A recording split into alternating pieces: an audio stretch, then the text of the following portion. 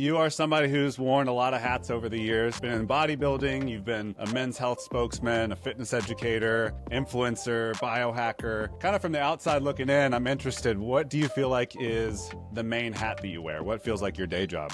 I'd say it's hybrid athleticism. When I go to the biohacking events, I'm really trying to get them to work out. You know, they want to purchase all the fancy gadgets, but they don't really actually want to apply themselves and work out hard. But then when I go to more the fitness, performance or bodybuilding events, I'm trying to really get them to focus on some of these biohacks and the technology to increase their health span, but to increase their careers. So I had mold toxicity. You could see the toxicity in my brain and my body, absolutely everywhere. Now I'm finding out that mold is in grains, it's in coffee, it's in chocolate, wine, etc. So then I started going to humane raised, wild caught, organic, grass fed. And then I noticed the inflammation that I had in my body started to disappear. I think that it's pretty striking that the medical community is almost purposefully suppressing some of these therapies like peptides. You know, a lot of people say, well, you should stop your motocross or your mountain biking or your snowboarding. I'm not going to stop. All right, got the walking treadmill. All right, Kris, welcome to the podcast. Pumped to have you on, man. A pleasure to be on, brother. Thank you for having me. You're well, yeah, no, thank you for coming. And I've seen you do the walking treadmill on podcasts in the past, so I had to whip mine out just to kind of keep the theme. That's it. It's got to be done, man. Why not? We can multitask. This is something that men can multitask with, I think, without an issue. Yeah, I totally agree. So look, let's just jump right into it. You are somebody who's worn a lot of hats over the years. You've been in bodybuilding, you've been a men's health spokesman, a fitness educator, an entrepreneur, influencer, biohacker. So kind of from the outside looking in, I'm interested, what do you feel like is the main hat that you wear? What feels like your day job? I'd say it's hybrid athleticism. You know, more. You know, if we're talking about the physicality aspect and longevity aspect, it's hybrid athleticism because I've done bodybuilding, but I also like to swim, bike, run, so Ironmans and ultra marathons and stuff like that. But then, of course, I want to prioritize my longevity. So that's where the biohacks come in. And it all depends where I am in the world. If I'm at home, I'm not doing as many biohacks, maybe. Of course, I got my hydrogen that I inhale and all that sort of stuff. But when I'm at home in nature, I don't feel like I don't have to do as many biohacks because I've got the sunlight, because I can, you know, take my shoes and socks off and ground. But if I'm traveling, now I'm wearing my grounding shoes, and now I'm using my portable red light, and, you know, I've got my EMF mitigators with me. So it's all dependent on the environment as well, if I'm turning to what our ancestors did, or if I'm turning to today's technology. But I do like the quantification part of technology, as long as you don't consider that the be-all and end-all. You know, you have to go by your instincts as well, because sometimes, you know, you check your HRV and your sleep score, and it's like, you are on nothing, and you're like, well, I actually feel okay, but now I'm doubting myself. You know, do I feel bad? Maybe I shouldn't work out. So, and really, you feel great. You go and have a workout, and, you know, you're hitting PBs. So yeah. I think you have to go with your instincts to a certain degree, not to the extent that you're in the pub chasing women. That's a good way to put it. So look, I know you've been kind of in the space for a while now. This is a full life, full circle moment for me, because I found out about you back in 2016. I was a freshman in college, and cool.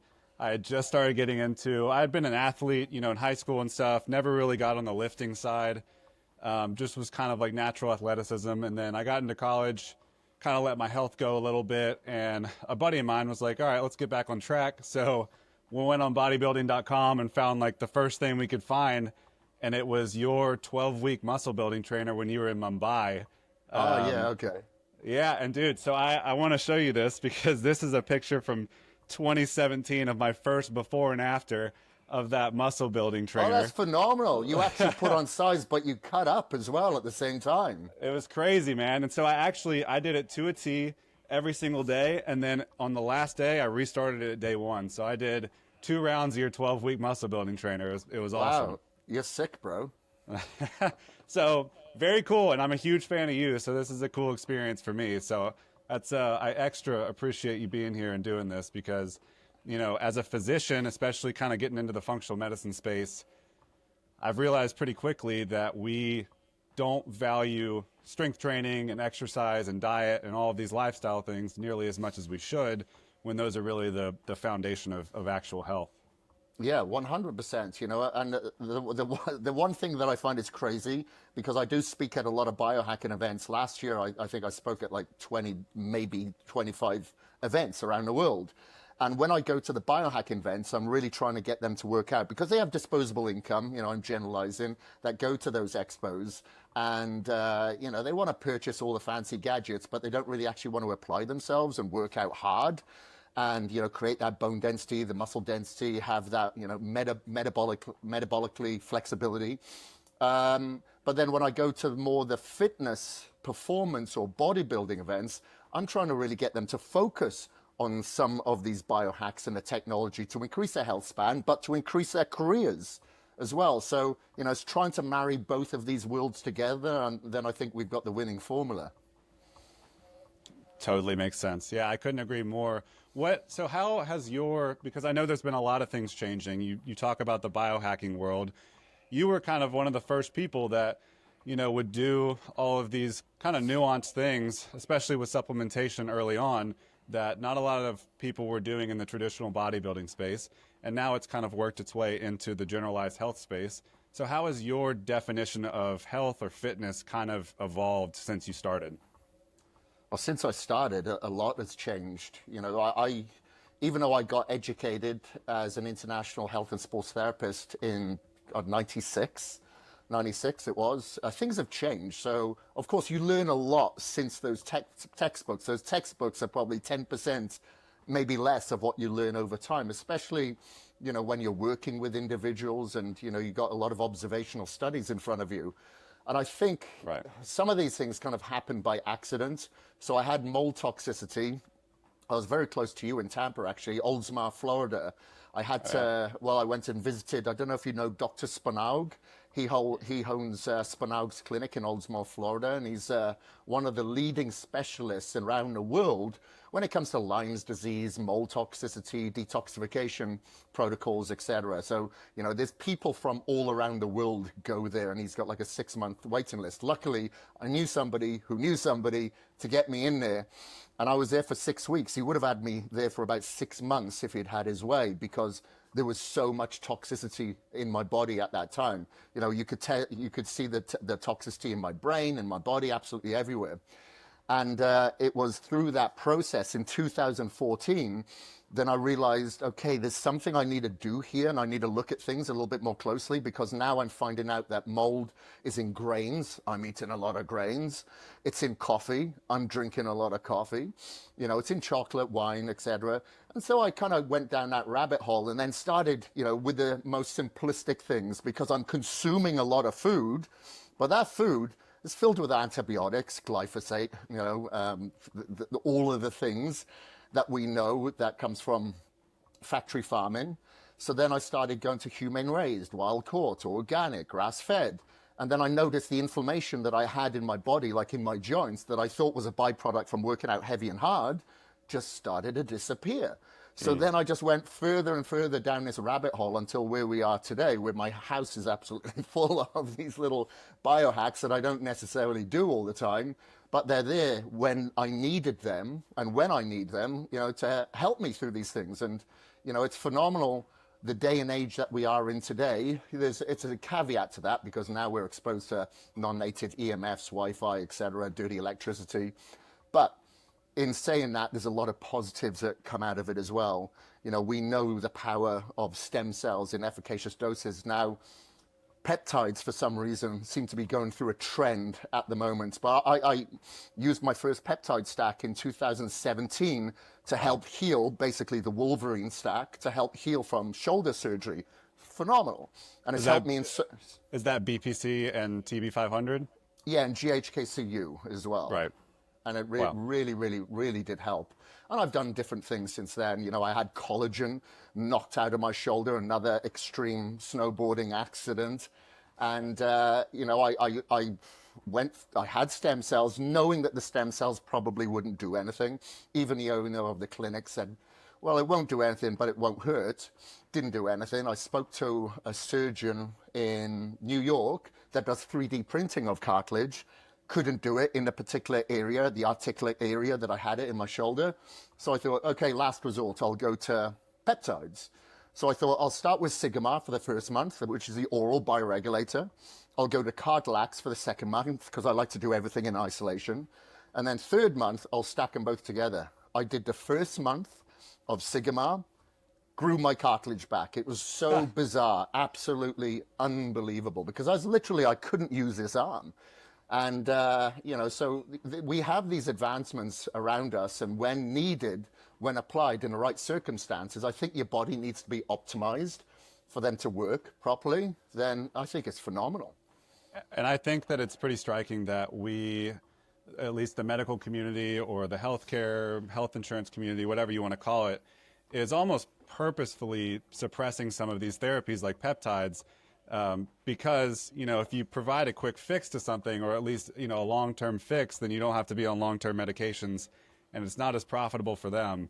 So, I've had some instances where I've talked to some people at some of the leading sports medicine facilities in the world and asked them about peptides, and,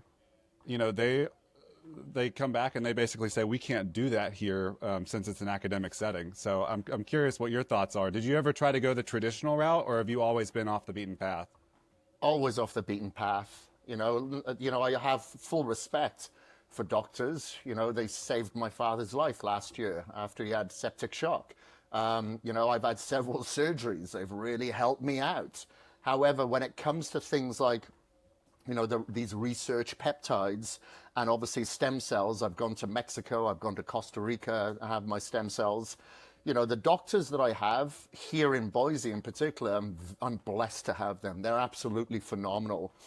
And they are forward thinking, but not to the extent where they'll say, hey, stem cells are going to work for you. They kind of just let me do my own thing and say, hey, we'll come back if you need me and I'll be here. Like as an example, I had a torn meniscus. And it got so bad that I couldn't do the plate, even like the sled, on a leg press. When I kneel down and get up, it was painful. So I went and saw my surgeon here in Boise, Dr. Curtin, and he said, yeah, you need surgery now. I said, well, just give me one last chance. I'm going to go to Tijuana to go to CPI, get some stem cells, had them done. And here we are 3 months later. Well, that was in January. So 3 months after that, I was fixed, touch wood, and now I'm back to normal leg pressing, leg extensions, the lot with no issues. Of course, I'm very, very cautious. I go very high repetitions and very high intensity, very short rest periods, sometimes circuits. And it's absolutely phenomenal. So again, marrying both the traditional setting with the more research, cutting edge, on the cusp risk setting, I think, as long as you know what you're doing, bringing those two together can really work well. Yeah, and I can imagine for a traditional doctor, you're probably a somewhat of a nightmare patient to walk in the door, because I remember watching your 12-week muscle building trainer, and you were going through injuries even then, and you were still pushing through those leg days. So how do you have that conversation with your doctor of being like, okay, I'll do what you tell me to, but I'm not necessarily going to take my gas all the way off my foot all the way off the gas? Yeah, you see a lot of memes, don't you, online about things like that when, the doctor is saying that you've got these options, and then you're in the gym and it flashes to Ronnie Coleman training. And I totally relate to that, but I think you just have to be smart with it, because I started racing motocross at 6 years old. So I've got used to, as weird as it sounds, I've got used to injuries where they just don't bother me. A lot of people say, well, you should stop your motocross or your mountain biking or your snowboarding. I'm not going to stop. I enjoy it too much. I'll just deal with the circumstances, because it's always been a part of my life. It's part of the identity to a certain degree. Of course, as you get a little bit older, it gets a little bit more difficult. And a lot of those injuries that you had when you were younger that you'd kind of forgot about, they tend to surface themselves over the years from, a lot of extreme sports. And I think you just have to be fine with it. Don't bring attention to it. So when I did one of my video trainers, I had like my first gym injury. And that was the 4 weeks to shred. It was the second workout, and I was doing super strict form. And I vowed I would never go super strict again because it just doesn't work for me. I like to have a little bit of momentum. And I tore my lat. I didn't tell the videographer. I didn't tell anyone except my dad because I knew he wouldn't give me any sympathy. But I think when you bring attention to it and have some form of denial, but be smart about it, then it's absolutely fine. So what I was asking before is basically how your training has changed now compared to whenever you were 20 or 30 and a little bit more, injury proof, as I guess we would say. Yeah, I wouldn't say it's changed much at all. I've always been like a high volume trainer. Well, up until say 2007, I was like more heavy duty, like the Dorian Yates, Arthur Jones, kind of Casey Viada sort of training. And but I was just getting so many niggling injuries, no major injuries, but just like joint pain, elbow pain, knee pain, lower back pain. I've got quite a severe curvature of my spine. So, when I'd squat heavy, it'd have, some slight issues. So then when I started doing higher volume, which was around that time, like 2007, I found that I was able to still get the same, if not better results, because intensity in itself is a trauma. That's a traumatic experience where the body has to respond to. And so that's kind of the type of training that I've been doing now. So that was 37. So was that 14 years ago. To today, it's still the same. It's still the same. High volume, a lot of intensity, train about 5 days a week. But I just don't hit any PBs. I've never been into those 1 rep maxes. But I used to push like the 170-pound dumbbells. I used to do 7 plates a side on squat. I'm not doing that shit anymore. I don't even squat hardly now.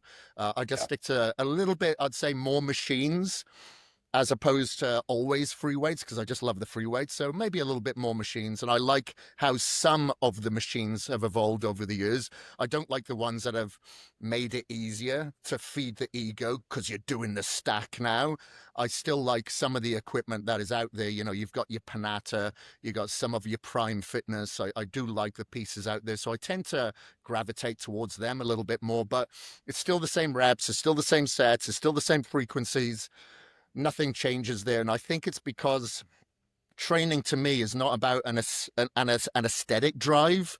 It's more of a therapeutic purpose. I just love the therapy that I get out of it. And I never got into weight training because I love bodybuilding. I got into bodybuilding just because I love weight training. So it's always going to probably stay the same for me. So I'm curious too, you look at the general population and I think you could probably split it 50-50 between people lifting weights because they want to look good versus people lifting weights because they want to be healthy and have longevity.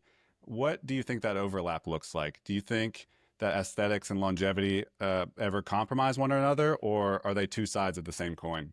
Yeah, well, it all depends to what extreme you're going, because if you're a typical IFBB pro bodybuilder, or you're a strong man, now your body weight is at such an extreme proportion, you've got a lot of stress on your organs, particularly your heart.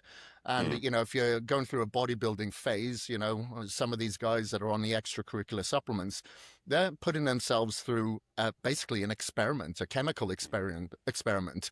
And that allows them to push harder, to train longer, more frequent.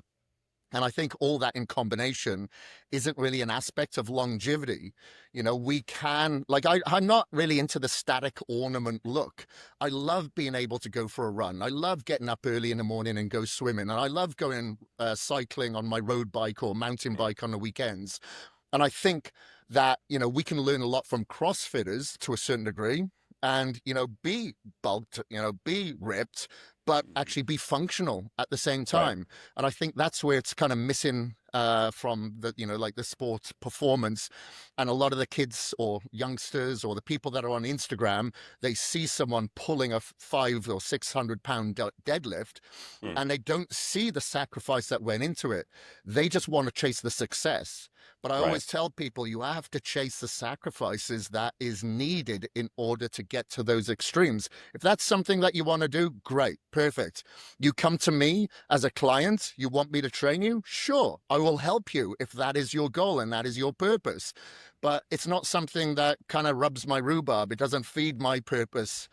so to speak. I like to do a little bit of everything, much like what I do in my career. I can't excel at one thing. I just don't have that in me. But Yep. collectively, maybe I can. And I just see athletics being the same way. Yep. Absolutely. What are some of the most overlooked variables that you see that would drive progress that maybe people are missing besides just go out and lift more? Just intensity, mental intensity. It all comes from the brain. When I look at my clients' transformations, um, I know it just doesn't come from their genetics or it comes from the neck down. It all comes from the neck up. And that's what I really appreciate when I'm working with clients because I get to know them and I get to see and witness how it changes them and it changes them mentally. It really, really does because, you know, you're going through neurogenesis, neuroplasticity. It's creating these new cells with new thoughts and they're becoming a new person. And I Mm. love that. It's just so happens the byproduct is the change of their physicality. I just had a client who's just gone through a phenomenal transformation. He's of Indian descent, but lives in the US. And, you know, the guy is doing like 300 burpees. I haven't told him to do the 300 burpees, but he just loves doing that. And, you know, he's definitely an extremist. But like he was overweight, he was holding body fat. Now he's shredded, he's ripped, he's got plenty of muscle, but he's also a hybrid athlete at the same time. He wanted to not give up one for the other. So he's doing both. And he just finished doing the Alcatraz triathlon. And that swim Wow. is known as like one of the hardest on the planet. And Wow. he looked phenomenal doing it. So you get a lot of satisfaction. I got goosebumps just talking about that when you see the transformation that person goes through in order to now want to do 300 bloody burpees, you know, it's like, wow, that is a very, very a huge change. But he's prioritizing a sacrifice at the end of the day, you know, and Yeah. that's what I tell people. Like people say, well, did you always think that you were going to work for Flex magazine or bodybuilding.com or anything like that? No, I live today and whatever I do today dictates my tomorrow. So I think Mm. it's very important that you are in the now, you are in the present, and that will dictate your future as opposed to worrying and stressing about it. Mm. Yeah, I think something that one thing that creeps into the conversation every now and then is the topic of overtraining. And I think, the general weekend warrior hears that and think that it applies to them. I'm assuming that you probably see undertraining a little bit more than overtraining. And I believe it was your quote that says if you want to do extreme things, or if you have to do extreme things in order to achieve extreme results. Yeah, exactly. You need to do some unnatural things to get unnatural results. That was it. And I think that is it. A lot of people don't overtrain. I think they under recover because Mm. who wants to sleep? They're like, oh, I want to stay up. I've been working all day. Now I want to detox and unwind until 12 o'clock at night and then Mm. get up at like 6 or 5 or whatever it may be. These people are undertrained or they're just not following the nutritional protocol. They're not in a parasympathetic state. They're not managing their stress. When they're consuming their meals, they're Mm. in a fight or flight response. So, of course, they're not in a rest and digest and they're not absorbing all the nutrients that they could be. You know, and I Mm. think people overlook that. There's a great book called The Slow Down Diet. And check out that book. Any of your listeners, please do. And there's a lot of studies that show if you are not present during mealtime, you know, you're not scrolling on your phone, you're not talking or arguing with anybody, and you're not reading, you are just acknowledging your sense of smell, your sense of taste, the texture, you know, being grateful of, you know, how many people's hands it went through to get to your plate. And then putting a fork down between bites, you know, making sure that you're going through that first pass of digestion. And studies will show you could absorb up to 30% more of that food than if you were distracted, you weren't conscious. And I kind of compare it to you going into the gym, but you're on your phone at the same time and you're doing a curl in this hand, or you're looking at the phone and you're watching TV, and now you're doing a bench press, and or maybe you're in communication with somebody whilst you're performing that exercise. You don't have that mind muscle connection. You're not Mm. visualizing the anatomy of the pecs, the insertion, where the attachment point is and how it pulls across the chest. So you're not going to get the development as you could if your mind was in it. And it's the Mm. same thing when you're consuming your meals. So I think that overtraining, for the most part, not always, is greatly exaggerated. Like I have the Mm. majority of my clients training 5 days a week. However, If they're constantly flying, they're in time zones and they're lacking in sleep and they're stressed, then maybe I'll pull it back to 3 days a week. It's all Mm. dependent on the situation, but from the most part, I just see people, they're not hydrating, they're not in a meditative state. They look at their phone as soon as they wake up, they have it next to their head. When they go to bed, of course, they're not going to recover. Yeah, that makes sense. And like I'm one of those people that when I was young, you think of your You're gym still young. training. You're still young. When I was younger, you think of your gym training as, let's slam 400 milligrams of caffeine in your pre-workout. Yeah. Let's go to the gym, take your protein, your creatine afterward, and call it a day. And now that I've kind of, gotten into my late 20s, I've realized, yeah, it's not really the way it works anymore. Like maybe when you're 17, that works out for you, but the real way to do it is kind of look at it like you do, like a root cause, holistic focus on every part of your life, not just that 60 minutes that you're in the gym. Yeah, exactly. And do you know what? Even as a youngster, I don't think, obviously in retrospect, we were all doing the caffeine, we're all doing the crazy pre-workouts. I don't think caffeine does have a place in working out. I know this is going to sound very controversial. I haven't done caffeine for a couple of years. I'll do small amounts. So I'll have like an everyday dose coffee, which has 45 milligrams of caffeine, but that's it. I won't have it around my workout. So I'll have paraxanthine. Like I'm not associated by this drink, so it's not a plug, but update. This has Okay. paraxanthine in it. It's naturally sweetened. And paraxanthine is a metabolite of caffeine. It has all the benefits, the memory recall, the focus, the energy that you get from caffeine, but it doesn't raise your cortisol levels, which we don't want pre-workout. It doesn't cause a diuretic effect, which we don't want pre-workout. It doesn't cause blood constriction, which we don't want before our workout. We want the pump, we want vasodilation. Yep. So I think, and it raises cortisol levels, like I said, and people, especially in the US, really overconsume caffeine. And I really don't think it has that place anymore. It did once. There was no alternative. If people really, really needed it. I used to do caffeine, not the extortionate amounts that a lot of people do, because I'm a little bit of an anxious person anyway. I wake up with like stupid amounts of energy. I'm like, okay, go. I need to really focus on slowing myself down. So I think something like that, because it's only got a very short half-life as well. So it's in your system for about 2, maybe 3 hours. So I could have my pre-workout. I don't have that as my pre-workout, but I could have my pre-workout and I could sleep 2 hours later. We couldn't do that because I'm a slow caffeine metabolizer.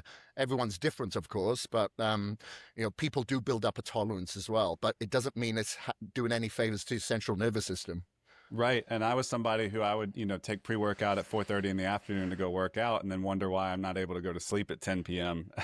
Yeah. So yeah, it's definitely caffeine, something that I think people are starting to gravitate away from as far as a pre-workout. Sure, coffee has its benefits in the morning, but totally agree with you. Going off of that, are there any other supplements that you've completely cut out as you've gotten older or just as time has gone on and we've learned more, or any that you've added in? Yeah, I've taken out a lot of supplements. I can't even remember what they were. I used to have I still have a fishing tackle box. I'll put like my month's worth of morning supplements, my month's worth of evening supplements, just prepped. I'm a bit of a prep freak. But they're just not half the amount that they were. Now it's a little bit more in a way of antioxidants, different form of antioxidants.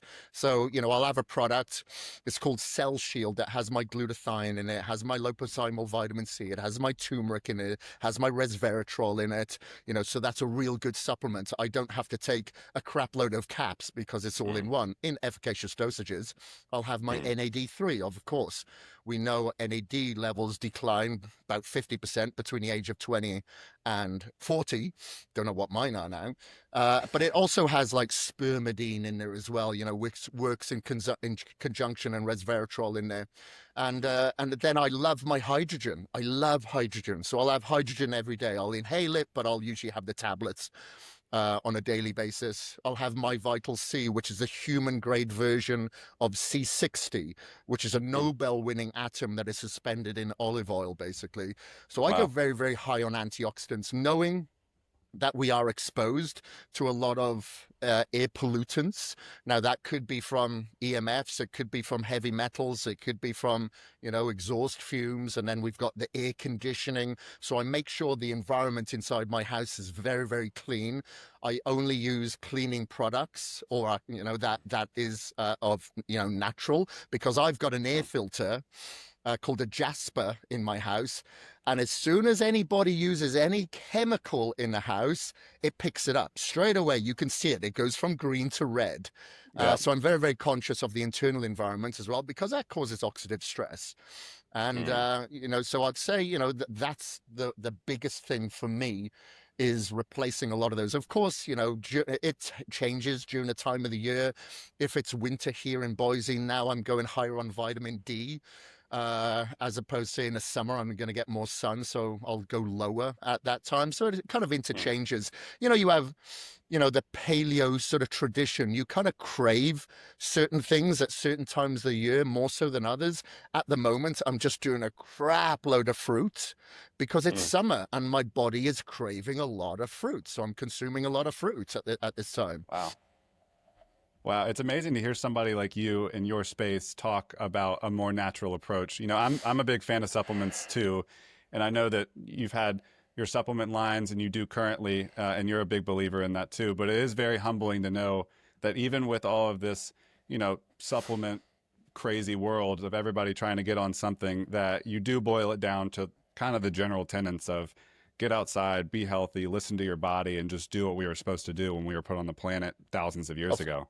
Of course, of course. Now, given, I will drink my electrolytes throughout the day. I'll have my longevity EAAs. So longevity EAAs have fermented essential amino acids that have spermidine in there as well, and glutathione. So I'll have that during my workouts or during my cardio sessions. I'm going to have my protein post-workout with my creatine. I make sure to take the creatine, which is creatine with GAA, every single day for the neuroprotective purposes, as well as the ATP purposes when I'm working out.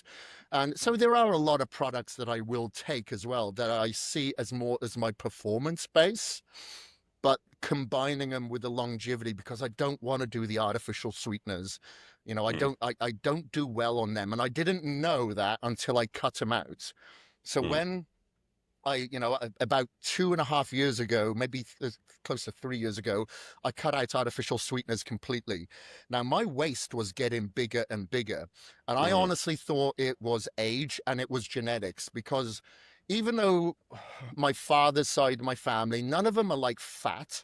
They just got bigger waists. It's like that hard fat. My father's got it and he doesn't even drink alcohol.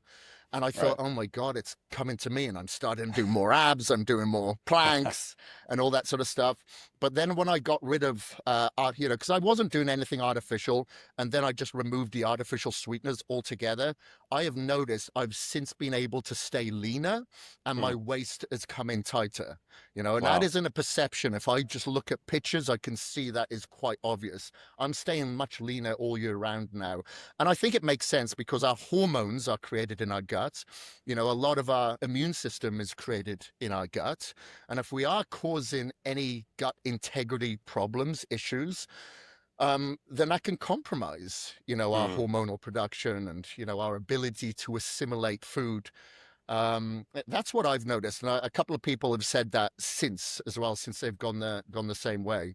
I know there's no studies to prove that, but I think it comes from an overconsumption. But some people are going to be more sensitive to it than others, much like some people are sensitive to mold toxicity. Some people are sensitive to peanuts and other people aren't. Some people can pick up EMF and, the sensitivity to it. Others don't. Doesn't mean it's not there, though. Yeah. I totally agree. And some of these things might not have a ton of randomized placebo-controlled trials about them, but I mean, you're kind of a physical representation of what works. If anybody's listening, I urge you to go look at a picture of Kris Gethin 10 years ago, whenever I figured out about him, and then compare it to now, because you look the exact same, if not maybe have less inflammation on you, I'm sure you probably feel, than you did 10 years ago, which is wild.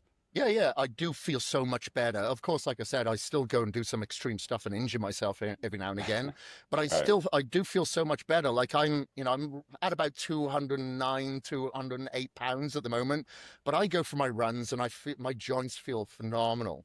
I feel really Wow. good. I do wear the Hoka Cliftons or the Bondis because there's plenty of padding on there to protect my Yep. knees, but I don't have any of those issues that I would have had 10 years ago. There's no doubt about it. Mm. When we talk about opening the hood a little bit, you've been somebody who's talked about, go and get your blood work done, kind of check under the hood every now and then. I'm Uh-huh. assuming that you follow your blood work pretty regularly. Are there any biomarkers or things that you actually track that help also guide your training in the gym? Well, no, because like sometimes my liver enzymes are going to be elevated, my bun levels are going to be high, but that's usually a byproduct of me training. Mm, It's even if I leave the workouts for like 2 days and mm, go and get my blood work done, that's still elevated. It's only if I don't train for like 10 days that I can mm, see those levels come down. But it does make me conscious of it, so I do everything to protect my liver. I take, the NAC, the glutathione. There's a product, again, I'm not affiliated with these companies. It's called Deliverance. And mm. they did a liver scan on me. Even my liver was good. I'm Wow. very conscious of those things because I feel that the liver is an emotional organ as well. So, we got to Mm, take care of that. But of course, I look at my testosterone levels. I noticed my testosterone levels, they've always been really, really good, really, mm, really good. And I've always been surprised because when I had the mold toxicity, I was sleeping 3 to 4 hours a night, but I'd go get mm, my blood work done. Nothing would come up and show mold, but my test levels would always be great, which mm. is odd. Because I felt like I was going through a very stressful situation at that Right. time. This is when I was doing the muscle building trainer because I got the mold toxicity from Mumbai. And I was a bit Mm. of an arsehole to be around because I was so low on sleep. I was very edgy. Someone would stare at me for more than 3 seconds. I'm like, what are you staring at, bro? I was that kind of guy. And I wrote a couple of books. I published a couple of books at that time. And I look back at those books. I'm like, who wrote this? It's bizarre. That's Um, amazing. yeah, it's kind of crazy. But, That it. That, what I noticed that did affect my testosterone levels was COVID. I got COVID. I got long COVID. Now mm, everybody reacts differently. Some people have very, very different symptoms. They lose their sense of smell and taste. My symptom was my testosterone crash. It affected my mm, lungs as well. Because I had asthma as a kid, grew up, had croup as a kid, grew up with asthma until the age of 25. I removed dairy from my diet of all things and I got rid of my asthma.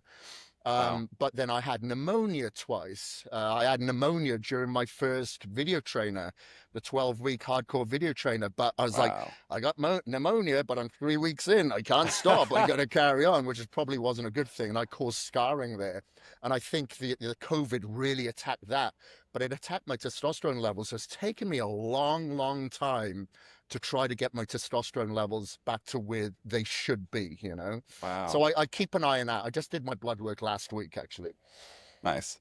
What did you change after you kind of determined that you did have long COVID? Did you work with somebody to help change lifestyle things or just kind of stick with what you were doing? No, I stick what I was doing, because I knew whatever I was doing was good. Of course, I got the ivermectin and Yeah. did all the things that I could, a lot of the methylene blue, blah blah blah. Yeah. And I recovered from it. It just hit me a lot harder than a Yeah. lot of other people because they Yeah. say, if you are health compromised, then yeah, you should be scared. But if you're a healthy individual, you should be fine. Well, my mother-in-law, who's like 300 pounds, she got it. She was okay. I'm in pretty good health, and it knocked me for six. It Yeah. really, That. really. I went to the doctor. So my other doctor, Dr. Caleb Redden, who's my man. Shout out to Dr. Caleb Redden. I went and had a scan because it's my wife that always says you've got to go to the doctor, and it's her that ends up calling the doctor because I'm like I'm good, I'm fine.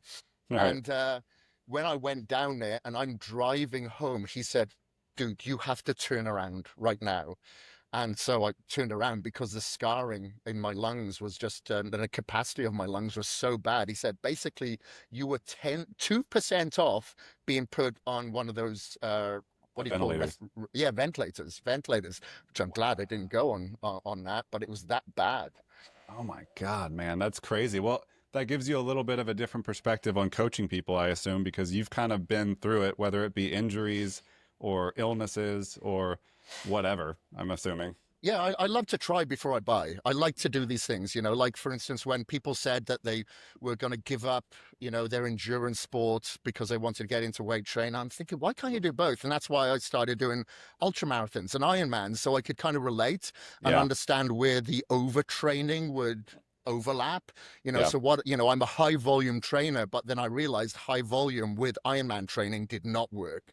Right. I'm finding out these things out by accident. I actually thought it would help with the repetition of the rotation when you're cycling and stuff like that. It didn't work. It just led to overtraining. So then I brought down my reps very, very low. The Right. sets came down, the frequency of the workouts came down. And now I'm doing, like, I've done the carnivore, I've done the keto, I've done veganism. Now I'm doing a sugar fasting diet, but Oh yeah. I'm doing a much healthier version. I'm doing my version of it. So I'm just Okay. eating fruit. I'm eating Wow. fruit. I'm not For doing how all the long? 4 weeks, 4 weeks, 4 weeks, And how long are you into it right now? 2 weeks, 2 weeks. Feeling good? Feeling fine. Yeah, feeling good. Like I've got good energy. I'm feeling light. I'm feeling good, but I'm doing, a bastardized version of it where I am eating protein in the evening before bed, and I'm having my complex carbohydrates before bed, and I'm Mhm. having my grass-fed isolate post-workout, and I'm drinking essential amino acids and electrolytes throughout the day. And Gotcha. of course, I'm having my creatine and all that sort of stuff, but I'm just not consuming any sodas. I'm not having the gummies. I'm not drinking juices. I'm just Mm. eating all of my fruits. And it's just a lot of volume. It's a lot of fruits. I can't believe how many times I'm going to the supermarket buying more fruits. But I like to do these things because I know clients are going to ask me about them. And, Yeah. if I feel that is something that is applicable to them, here we go. Here's the modified version of it.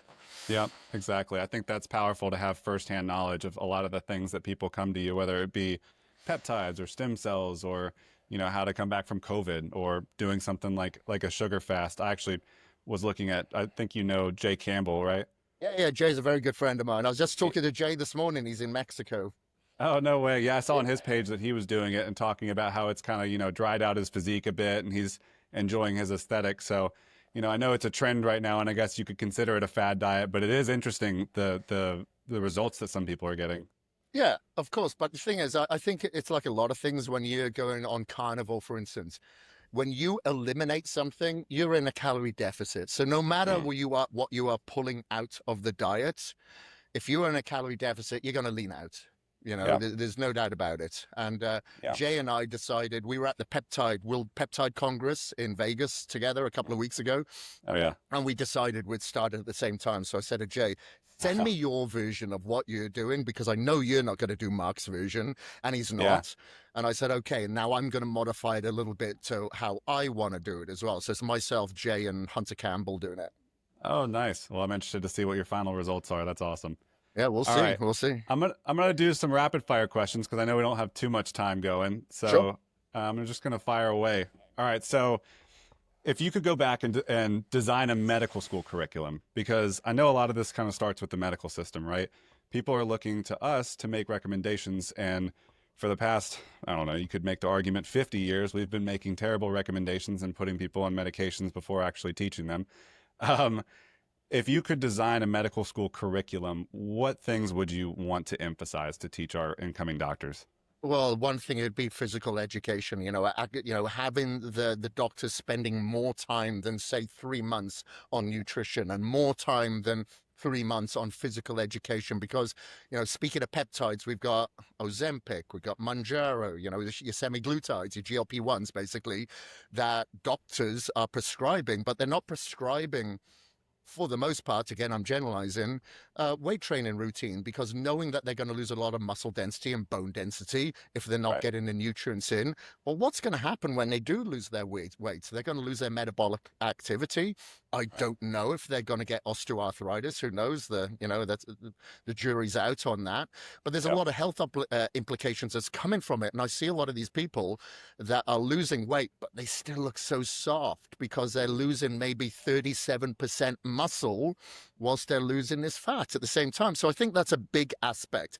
And it has to be an end game. It's not like You know, because this person that I know at the moment, she's probably been on it for about 2.5 years. I'm like, well, Mm. when are you supposed to be getting off this? Right. Don't know. The doctor hasn't told them, you know, and they Mm. start them kind of high and go higher instead of like what Jay Campbell says, start low and go slow.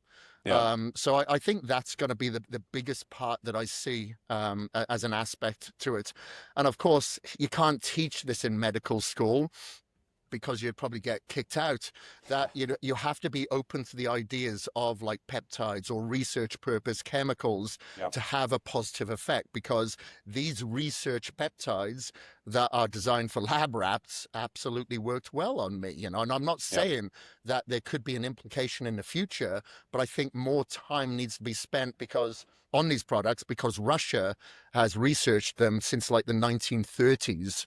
Mm. It's only like now over the last 4 or 5 years that those research papers are being translated into English, and that's why I think that we're seeing such a big surge Wow. in the. Sorry, that was a rapid fire question. It wasn't so That much a was rapid fire that's the answer. exact answer I wanted to look for, though. That was great. If you could leave a message on a post-it note at the front door of every gym in the United States that every gym goer sees, what would you want it to say? Leave your phone in the locker. Mm. That's a good one. Are you Yeah. somebody that listens to music at the gym? Yeah, I do listen to music because half the music that's playing is absolute shit. That's the reason. And I want something hard, you know, like I want something, whether it's rap or whether it's metal, I need something that has attitude. I don't need it, but I want something that has attitude. But I have Yeah. my phone on airplane mode, you know, I'm not scrolling it. I'm just got my music, I've got my playlist, I'm off to the races. There's a headphone. So are you aware of Grenade supplements? Do you know Grenade supplements? No. So they're massive in Europe. Like they outsell, like their bars outsell Snickers and Mars bars. They're huge. My buddy, he sold that company for over $500 million, but he now is involved in a company, I think, that has headphones that will store over 1,000 songs. Now, I Oh. did say to him, check the EMFs on that, bro, because if that's high Yeah. EMF, I'm not touching it. I go for the low EMF headphones, but that would be phenomenal then, where you don't even have to have your phone near you. Yeah, I mean, I'm guilty of that too. I go in thinking that I'm not going to check my phone, and then one thing pops up and catches my eye, and then Yeah, I find it's myself. tough. Yeah. The thing is, it's worse than a drug, because if you want to go get drugs, you got to go find a dealer, and you know you're going to be taking risks. It's difficult. But on this device, you know, we have 10 drugs. We've got Amazon, Right. we got social platforms, we've got emails, we've got WhatsApp, we've got text message, communities, Yep. etc. So we got all these drugs that are Yep. so addicting and releasing dopamine, and then we got the blue light that releases more stress hormones, you know. Yep. So I think it's very important that you put it on airplane mode when you go in. Of course, you know, I'm one of those idiots that goes into the gym now and records some of the workouts because people have a little interest in that. Yeah. But I've got that thing on airplane mode, you know. All right. Well, I'm going to try that just for you then. The next Give it a shot. Do two it for months, I'll give yourself, it a dude. try. Last question. I know you have your hand in a lot of different things in a lot of different areas and different companies. What are you building next that you're most excited about? Well, it's not so much building something new. I'm actually trying to do less Mm. because, you know, I'm surprised I still got my hair in my head with all the things that are going on. But we've got, you know, I've got a gym franchise in India, so we're expanding there. We'll probably get to 20 gyms now, and we've never been about the numbers. And we Mm. call them academies as well, because we train the trainers to be treated as a professional, which they don't really. And we're trying to bring in more women because it's a very male dominant culture. So we're creating more communities, more events and stuff like that there, which I'm really excited about. With Mm. my supplement brand, Unmatched, we're working on a lot of novel products. So in a couple of weeks' time, by the time this comes out, we'll have a multi-pack that has neuroprotective products like nootropics. It'll Mm. have a joint formula in there. It'll have a gut health formula, liver, kidney, heart.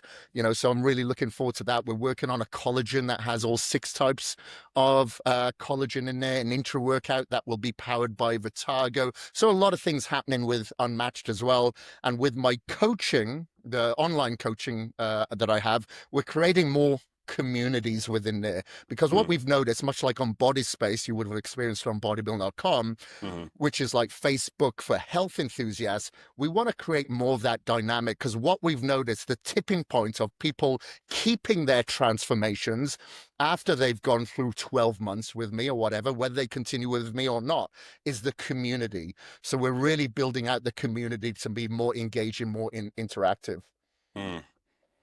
That's amazing. I can't wait for that to come out. Kris, you are an inspiration to me and so many other people. I really appreciate you joining on and being one of our inaugural guests. I hope to do this again sometime, man. It's been great. Yeah, it's been awesome. Thank you very much. I appreciate your time, brother. Thank you, Clay. All right, man.